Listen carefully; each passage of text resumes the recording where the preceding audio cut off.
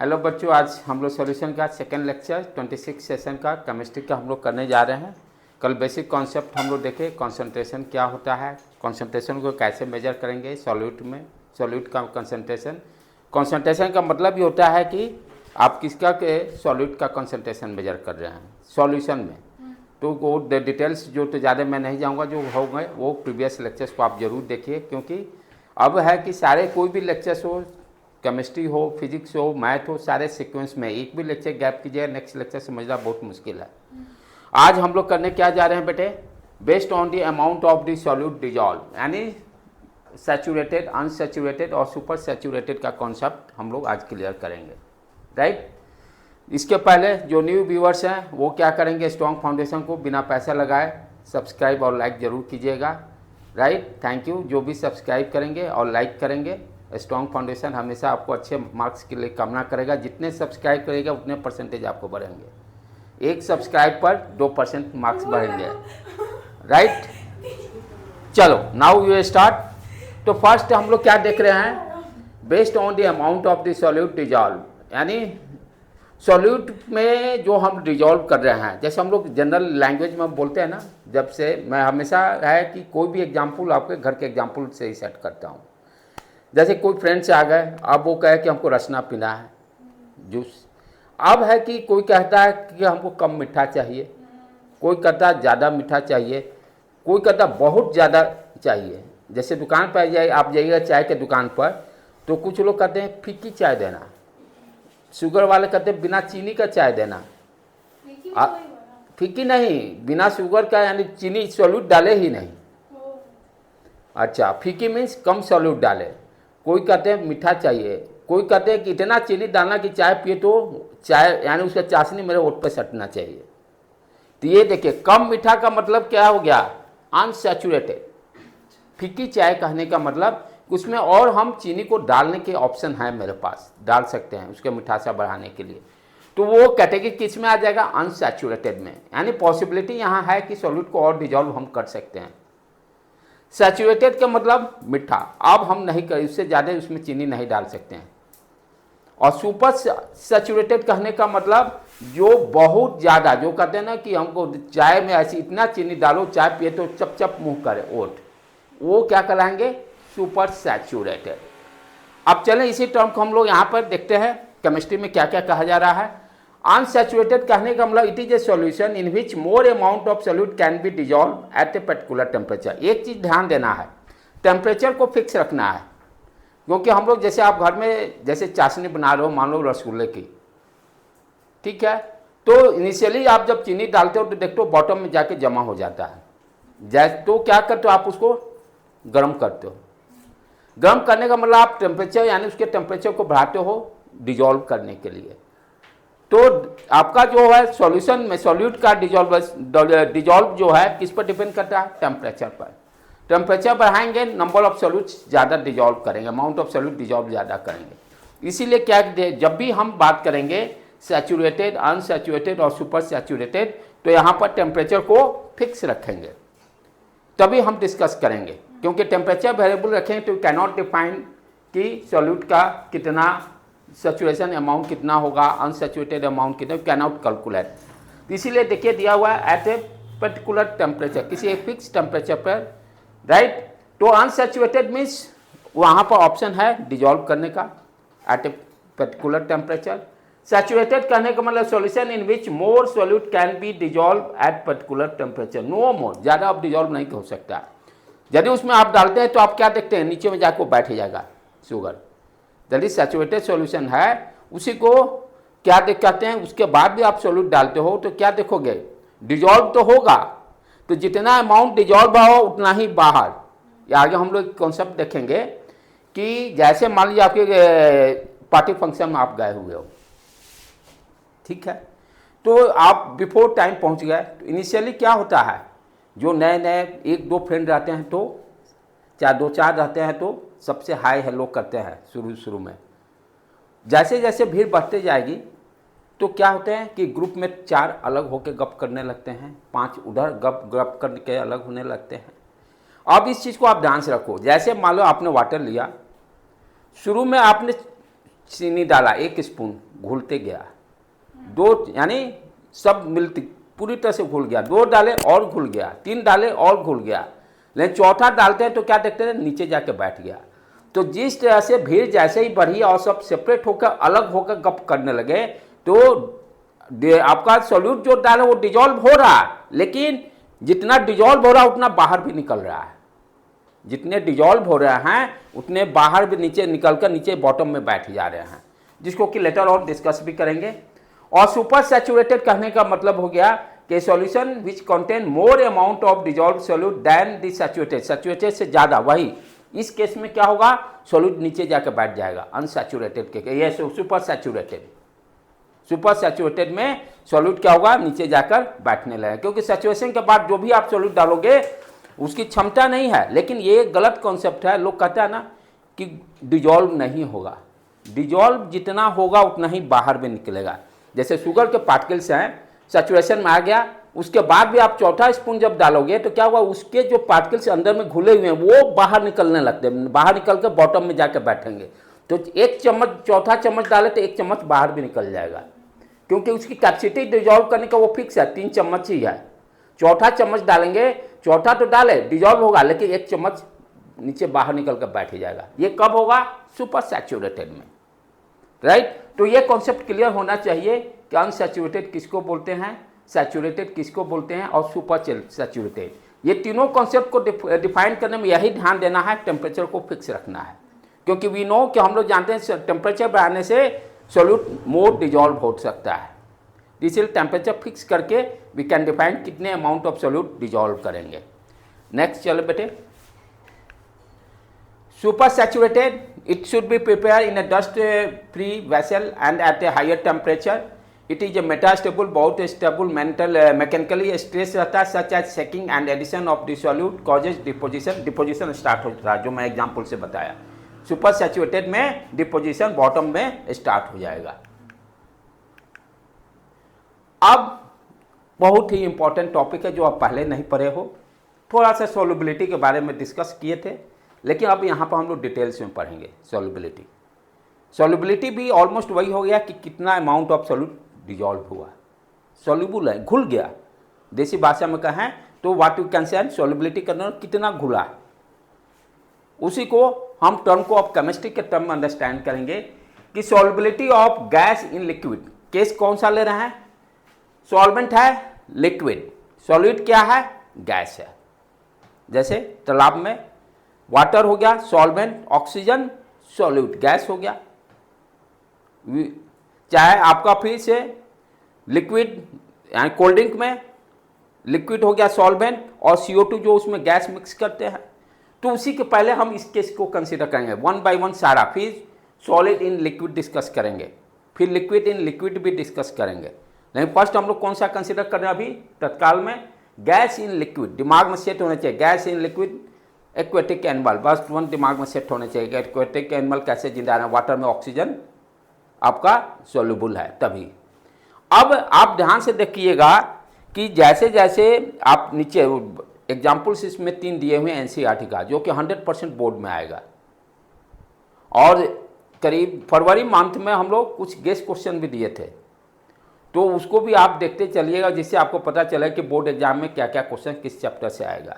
हर chapter के मैंने questions दे दिया है, सारे इंपॉर्टेंट क्वेश्चंस, वो किसी साल भी बच्चा एग्जाम दे वो क्वेश्चन टैली करना ही है, सिर्फ क्या होगा इस साल का क्वेश्चन छोड़ना, बाकी सारे क्वेश्चन आ जाएंगे।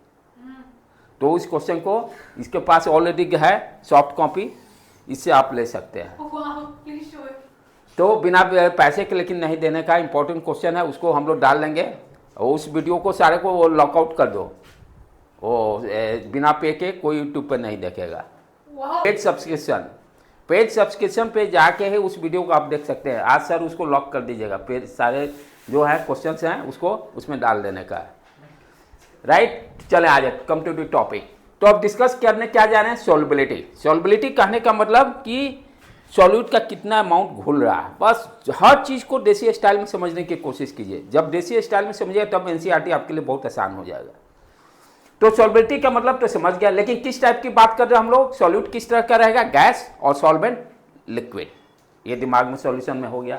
अब चलिए ध्यान से देखिए, solubility of the substances is its maximum amount of that can be dissolved and saturated वाला की बात कर रहे हैं। सैचुरेटेड में भी क्या होता है, maximum amount of solute dissolve रहता है, तो उसी की हम डिस्कशन कर रहे हैं। वो अमाउंट कितना, उस अमाउंट को सॉल्युबिलिटी भी बोल सकते हैं। जितना अमाउंट सॉल्यूट डिजॉल्व कर रहा है, maximum amount of solute dissolve कर रहा है, that is called solubility.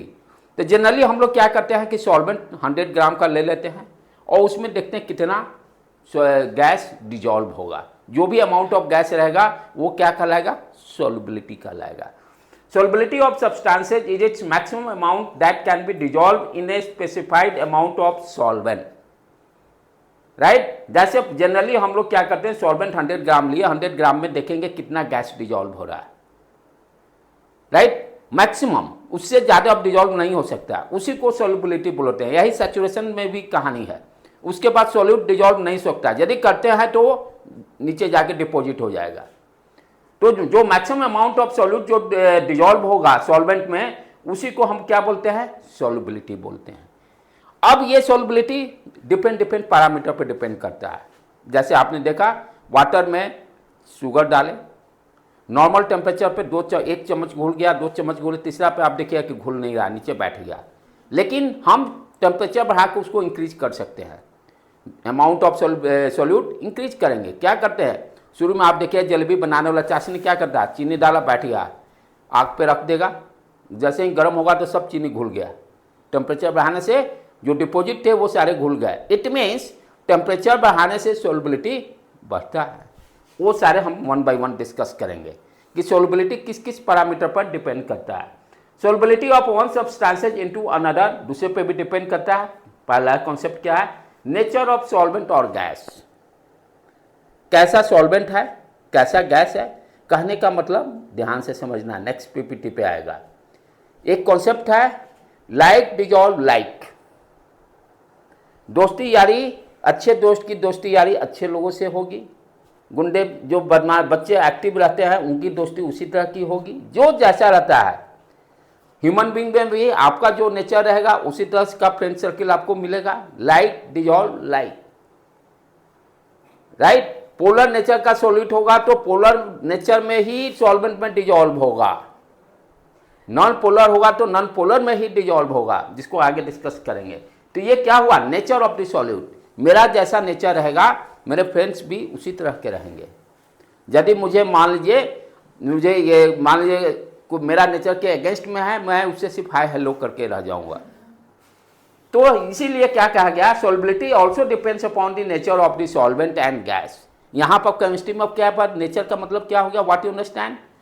Polar. Polar का मतलब जो कंपाउंड आयन में ब्रेक होगा उसको पोलर बोलेंगे। ऑर्गेनिक कंपाउंड जितने हैं वो सारे नॉन पोलर है, आयन में ब्रेक नहीं हो सकते हैं सॉल्वेंट में डालने में। जैसे सॉल्ट है, सॉल्ट को आप पानी में डालिएगा तो सॉल्ट सोडियम प्लस और क्लोरीन माइनस में टूट जाएगा। तो सॉल्ट कैसा हो गया, पोलर नेचर का। वाटर कैसा नेचर का है, पोलर है, H+OH-। तो सॉल्वेंट भी पोलर है और सॉल्यूट भी पोलर है, तो एक ही नेचर होगा तभी वो घुलेगा। पानी में केरोसिन डाल दीजिए, कभी नहीं घुलेगा, क्योंकि केरोसिन कैसा है, ऑर्गेनिक कंपाउंड है, वो आयन के फॉर्म में ब्रेक नहीं हो सकता है। और सॉल्वेंट कैसा है, पोलर है। तो इसीलिए कोई भी ऑर्गेनिक कंपाउंड सॉल्युबल नहीं होता है, क्योंकि ऑर्गेनिक कंपाउंड का नेचर कैसा है, नॉन पोलर। तो केमिस्ट्री में जो नेचर की बात करेंगे पोलर और नॉन पोलर से, पोलर पोलर में ही डिजॉल्व होगा, नॉन पोलर में ही डिजॉल्व होगा। फिर सेकेंड जो पैरामीटर है टेम्परेचर। टेम्परेचर डेफिनेटली, टेम्परेचर बढ़ाने से सॉल्युबिलिटी बढ़ता है। Third pressure. प्रेशर से भी देखेंगे कैसे सॉल्युबिलिटी बढ़ता है। बहुत अच्छा मैं डायग्राम दूंगा कि प्रेशर इंक्रीज करने से सॉल्युबिलिटी इंक्रीज करता है। चलें 1 by 1 इस सारे को हम लोग अंडरस्टैंड करते हैं। Nature of solvent and gas आ गया ना। लाइक डिजॉल्व लाइक, मेरी दोस्ती उसी से होगी जो मेरे लायक होंगे। शादी नहीं होगी, दोस्ती होगी। शादी होगी तब तो भाई परमानेंट टेंशन बढ़ जाएगा। तो लाइक डिजॉल्व लाइक, ठीक है। कहने का मतलब polar gas dissolve in polar solvent, यानी जिस तरह का सॉल्यूट का नेचर होगा वही सॉल्वेंट का भी नेचर होना चाहिए। तो यहाँ हम गैस सॉल्यूट कैसा है, मेरा गैस है, तो गैस पोलर फॉर्म में होना चाहिए।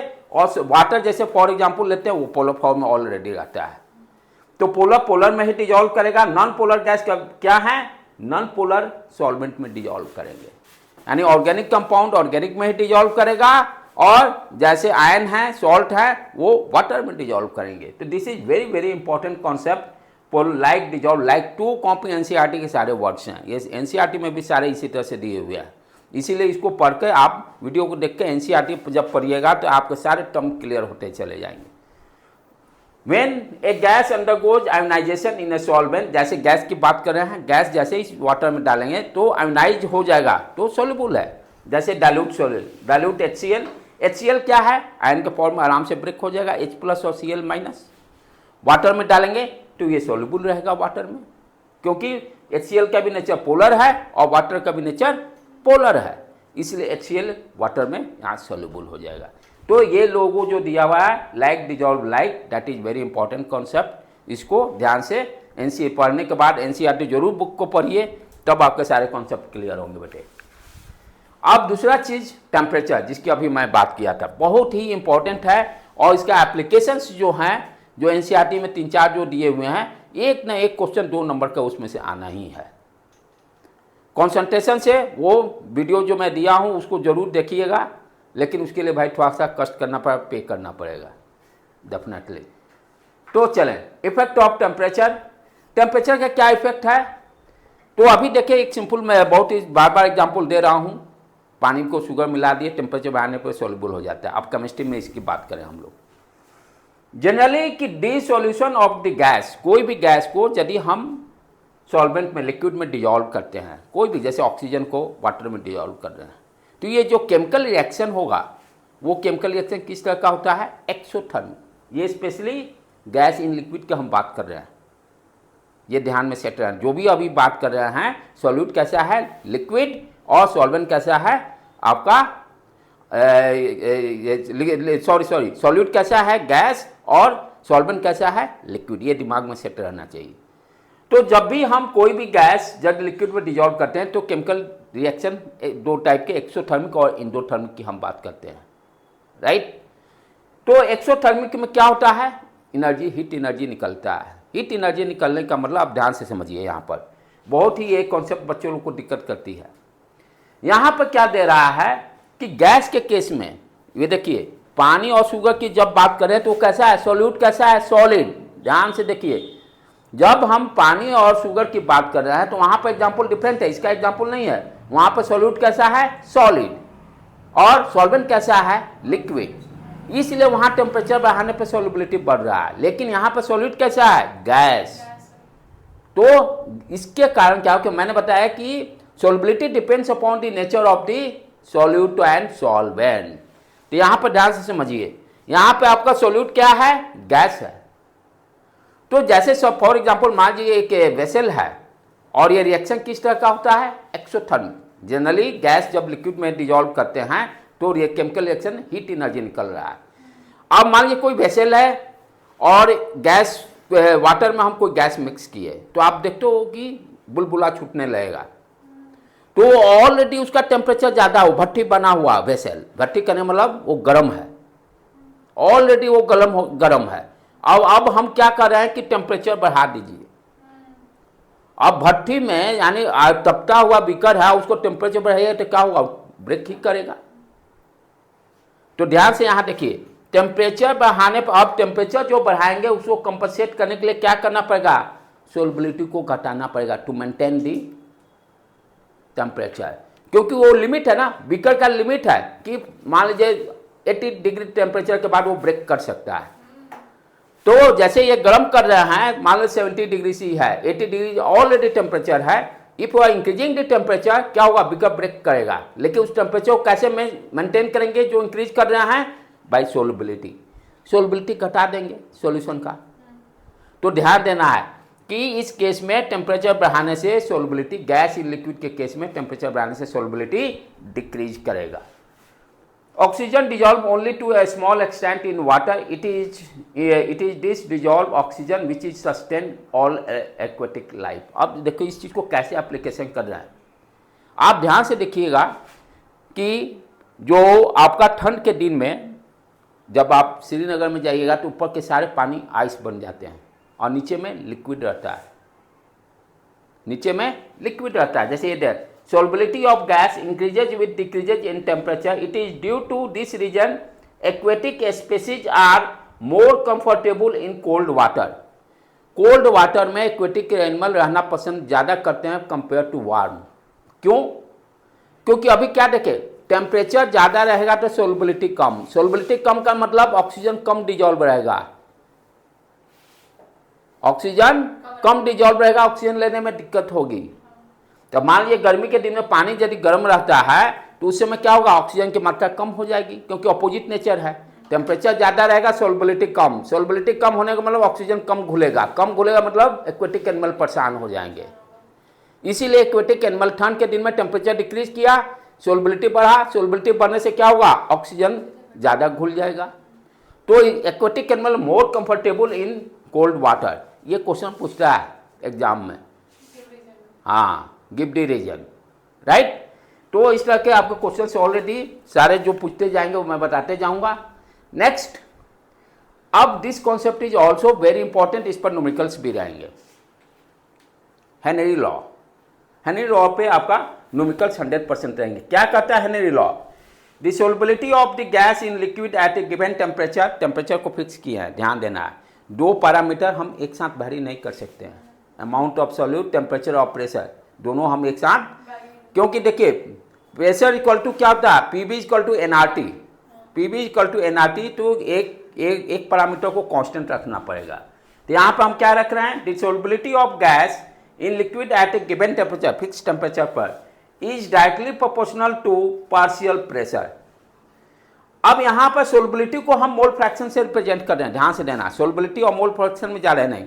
मोल फ्रैक्शन भी क्या बताता है कि सॉल्यूशन में कितना सॉल्यूट डालें, नंबर ऑफ मोल्स, यही है ना, number of moles of solute divided by number of moles of solvent. तो यदि सोलबिलिटी बढ़ेगा तो मोल फ्रैक्शन भी बढ़ेगा। सोलबिलिटी बढ़ने का मतलब क्या होगा, सॉल्यूट ज़्यादा घुला, सॉल्यूट ज़्यादा घुलेगा तो number of moles of solute बढ़ेगा, तो मोल फ्रैक्शन ऑल्सो इंक्रीजेज। तो सोलबिलिटी इंक्रीज करने से, यानी solubility is directly proportional to mole fraction. यहाँ पे बच्चों को बहुत कंफ्यूजन रहती है कि सर मोल फ्रैक्शन, सोलबिलिटी की बात करते हुए आप मोल फ्रैक्शन पे कैसे आ गए, क्योंकि यहाँ वर्ड क्या यूज किया गया, ध्यान से देखिए, the solubility of the gas in liquid at a given temperature is fix temperature, यानी सोलबिलिटी की जो बात कर रहे हैं, सोलबिलिटी जो है डायरेक्टली प्रोपोर्शनल टू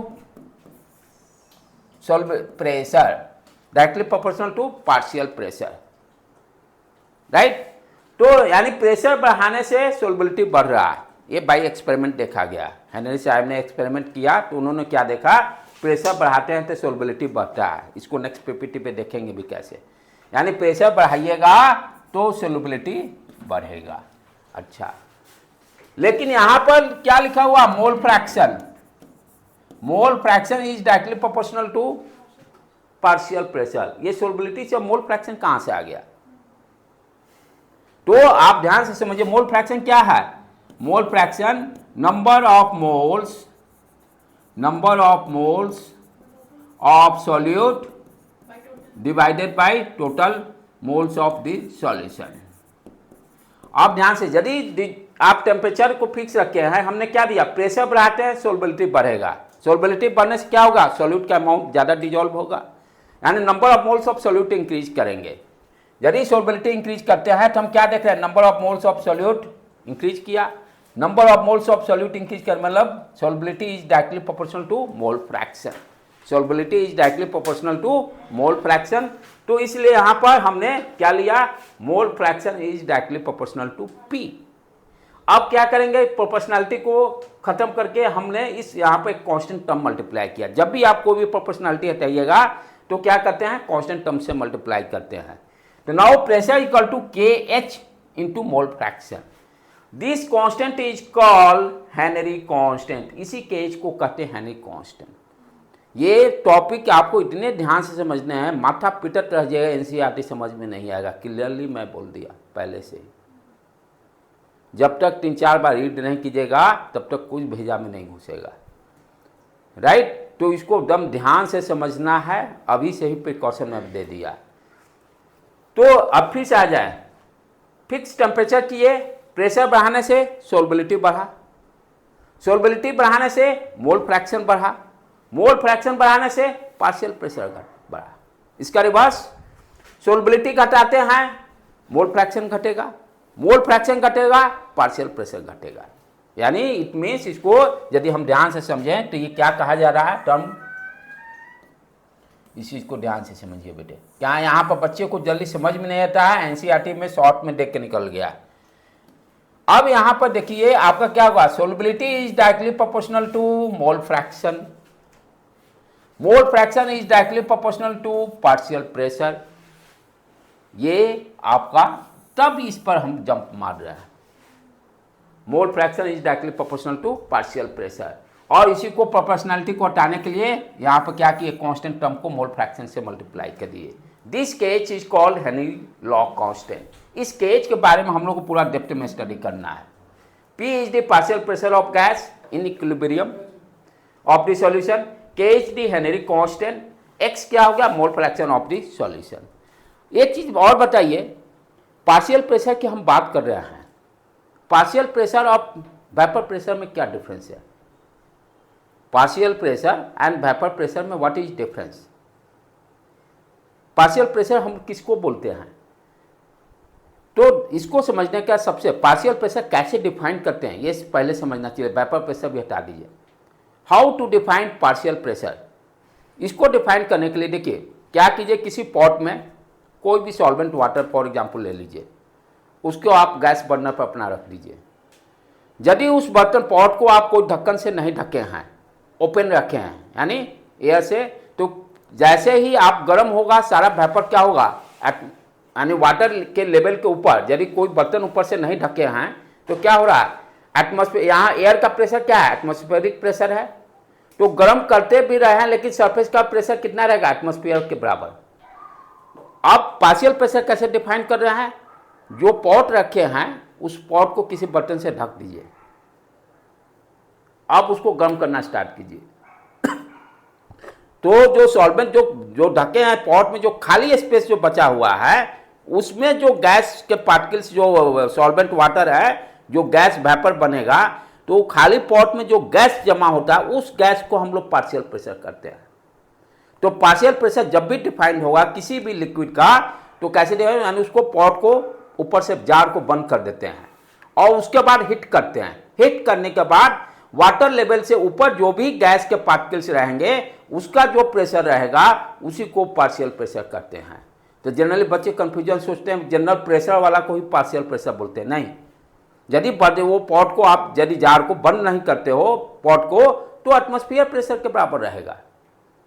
तो लेकिन जब भी पार्शियल प्रेशर आपको डिफाइन करना होगा तो पॉट को बंद करना पड़ेगा और जो खाली स्पेस में जो गैस के पार्टिकल्स रहेंगे उसका जो प्रेशर रहेगा उसी को हम लोग पार्शियल प्रेशर बोलते हैं। अब मैं बोला था कि प्रेशर से कैसे सोल्युबिलिटी बढ़ रहा है, इस डायग्राम से आपको सारे कॉन्सेप्ट क्लियर हो जाएंगे। इस डायग्राम से आपके सारे कॉन्सेप्ट क्लियर हो जाएंगे।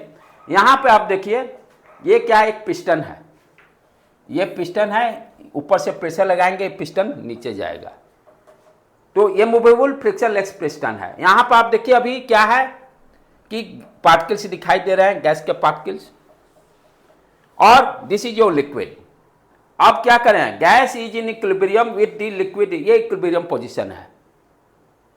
इक्विलिब्रियम कहने का मतलब व्हाट यू अंडरस्टैंड, उसके बाद अब सॉल्यूट डिजॉल्व नहीं कर सकता है। अब उसके बाद नेक्स्ट क्या कर रहे हैं, प्रेशर को, पिस्टन को यानी ऊपर से दाबे, यानी प्रेशर नीचे अंदर इंक्रीज कर रहा है। प्रेशर इंक्रीज करने, आप देखिए यहाँ पे कितने नंबर ऑफ पार्टिकल्स दिखाई दे रहा है, यहाँ पे नंबर ऑफ गैस पार्टिकल्स सब कम दिखाई दे रहे हैं। इट मीन्स आप पिस्टन को जैसे ही नीचे ले जाए तो ये गैस पार्टिकल क्या हो रहा है, लिक्विड में जाकर डिजॉल्व हो जा रहा है। यहाँ पर नंबर ऑफ गैस पार्टिकल्स ज़्यादा दिखाई दे रहे हैं इक्विलिब्रियम में।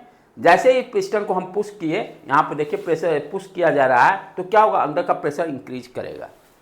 इंक्रीज करने से व्हाट हैपेंस, डायग्राम से क्लियर है, यहाँ 4 पार्टिकल दिखाई दे रहे हैं, नंबर 4 से ज़्यादा दिखाई दे रहे हैं, बाकी गए कहाँ, उस लिक्विड में डिजॉल्व हो गए।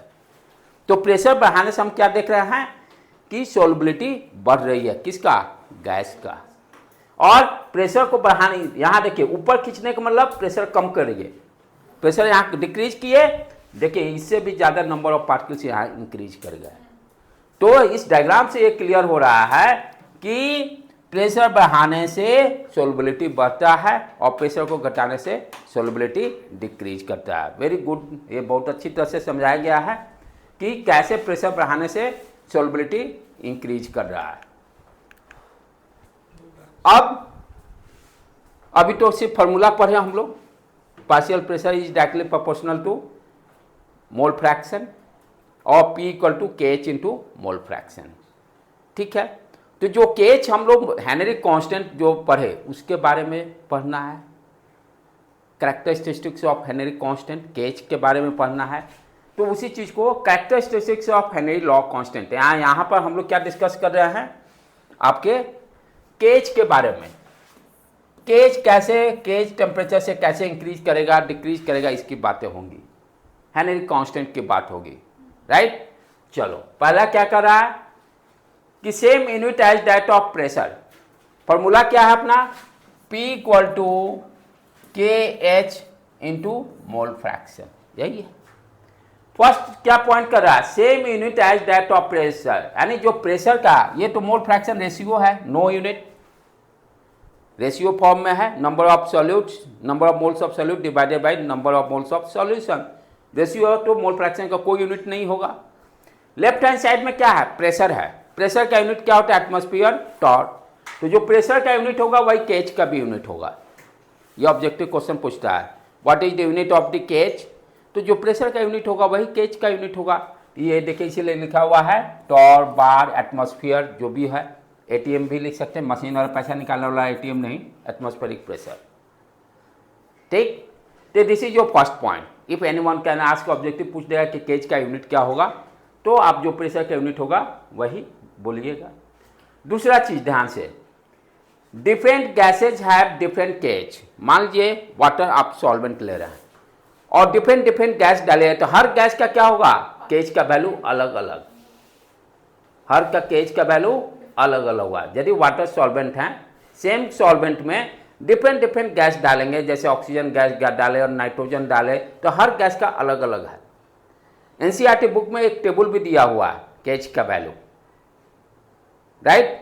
तो वहां पर ध्यान से समझने का, उसको KH के टेबल को पढ़ने का। ठीक, क्या करा, different gases have different KH for same solvent, solvent same रखते हैं तो हर गैस का, अलग अलग गैस का KH का वैल्यू अलग अलग होगा। फिर तीसरा पॉइंट क्या करा, KH value of gas is different in different solvent, यदि सॉल्वेंट बदलते हैं तब भी डिफरेंट डिफरेंट गैस का KH का वैल्यू अलग होगा। ये चलिए, तो अभी तीनों में हमने क्या देखा, सबसे इंपॉर्टेंट पॉइंट यूनिट है मेरा। अब आगे आ जाए, this point is also very very important, यहाँ भी बच्चों को जल्दी समझ में नहीं आती है। ये क्या करा, KH value increases with increases in temperature, temperature बढ़ाने से KH कैसे बढ़ रहा है, how to understand, how to correlate. NCERT में भी यही लाइन देख कर बच्चे को माथा पीटते हैं, कैसे ये हो रहा है, डू नॉट अंडरस्टैंड। क्या करा, KH का वैल्यू है, टेम्परेचर बढ़ाते हैं तो KH बढ़ रहा है, कैसे, लाइन तो लिख दिया NCERT भी, लेकिन हाउ टू कोरिलेट इस चीज को, तो ध्यान से समझिए इसको बेटे। टेम्परेचर जब बढ़ा रहे हैं, ये सारे जगह कहीं मिलेंगे नहीं ना, NCERT में लिखा मिलेगा। टेम्परेचर बढ़ा रहे हैं, टेम्परेचर बढ़ाने से थोड़ी देर पहले क्या देखे, सोलबिलिटी बढ़ता है, अभी देखे ना, सॉरी सॉल्बिलिटी डिक्रीज करता है, लिक्विड। हम कौन सा केस ले रहे हैं, वो तो ये कब होगा, जब सॉल्यूट आपका सॉलिड होगा, लेकिन यहाँ सॉल्यूट क्या है, गैस है, सॉरी। तो यहाँ पर क्या होगा, टेम्परेचर बढ़ाने से अभी थोड़ी देर पहले देखे सॉल्बिलिटी डिक्रीज करता है। जैसे देखे ना, मछली जो है कोल्ड वाटर में ज़्यादा कंफर्टेबल फील करता है, क्योंकि सॉल्बिलिटी, टेम्परेचर कम हुआ, सॉल्बिलिटी इंक्रीज कर गया। तो गैस इन लिक्विड के केस में हमेशा हम लोग क्या देख रहे हैं, टेम्परेचर बढ़ाने से सॉल्बिलिटी डिक्रीज किया। अंडरस्टूड, कोई डाउट यहाँ पर। सॉल्बिलिटी डिक्रीज करने का मतलब मोल फ्रैक्शन ऑल्सो डिक्रीज। अभी थोड़ी देर पहले देखे कि mole fraction is directly proportional to solubility भी है। सॉल्बिलिटी बढ़ाते हैं तो मोल फ्रैक्शन बढ़ेगा, सॉल्बिलिटी घटाएंगे तो मोल फ्रैक्शन भी घटेगा। तो टेम्परेचर बढ़ाए तो फाइनली आज ये इस पॉइंट पर क्या हुआ, मोल फ्रैक्शन डिक्रीज कर गया। अब नीचे आ जाइए, टेम्परेचर बढ़ाया है तो क्या हुआ है, मोल फ्रैक्शन डिक्रीज किया है, यही फॉर्मूला है ना, P equal to mole fraction into KH। तो ये क्या हुआ, टेम्परेचर बढ़ाए, मोल फ्रैक्शन डिक्रीज किया, मोल फ्रैक्शन डिक्रीज करेगा तो इनवर्सली प्रोपोर्शनल का रिलेशन है KH का, ये क्या होगा, इंक्रीज करेगा। ये देखिए इस तरह से लिंक है। एनसीईआरटी कितने चालाकी से निकला, माथा पिटते रहिए। तो ये क्या दिया, KH value increases with increases in temperature, इस तरह से इसको लिंक करेंगे। टेम्परेचर बढ़ाएंगे, सोलबिलिटी घटेगा, सोलबिलिटी घटेगा, मोल फ्रैक्शन घटेगा, मोल फ्रैक्शन घटेगा, देन इनवर्सली प्रोपोर्शनल केएच का वैल्यू इंक्रीज करेगा। तो इस तरह से इस पॉइंट को हम लोग को रिलेट करना है। तो फाइनली आ गए, टेम्परेचर बढ़ाने से केएच का वैल्यू बढ़ता है। आगे चलिए next point, higher the value of the KH of the gas lower will be solubility. देखिए फिर आ गया ना, फिर दिमाग लगाने का खेला। अब क्या करा, यदि जिसका केएच का वैल्यू ज्यादा होगा, अभी देखे ना केएच का वैल्यू ज्यादा होने का मतलब मोल फ्रैक्शन कम, मोल फ्रैक्शन कम होने का मतलब सोलबिलिटी कम, यही चीज कर रहा है। Higher the value of KH of gas lower will be solubility. KH यदि ज्यादा रखिएगा मोल फ्रैक्शन कम होगा, मोल फ्रैक्शन कम होगा तो सोलबिलिटी भी कम होगा। तो ये बहुत ही इंपॉर्टेंट कॉन्सेप्ट है, इसको आपको ध्यान से समझना है। अभी इसको यहीं पर आप इतना समझाने को पहले इतना समझ लीजिए, तब 3 एप्लीकेशन है जिसको कि आगे डिस्कस भी हम लोग करेंगे। तो इस तरह से लेक्चर को आसानी से समझिए। और थैंक्स बोलने से पहले चैनल को दोबारा जरूर सब्सक्राइब के लिए, बहुत मेहनत हम लोग कर रहे हैं आपके लिए। Thank you to all of you बेटे।